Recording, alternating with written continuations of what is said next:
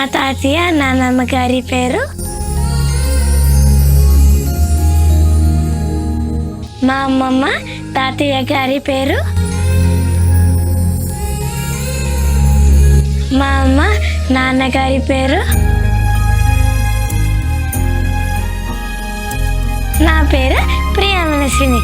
ఈ నెల 17వ తారీఖు ఆదివారం సాయంత్రం 6 గంటలకు నా ఓణీలు వేడుక. అందరూ వచ్చి నన్ను ఆశీర్వదించండి.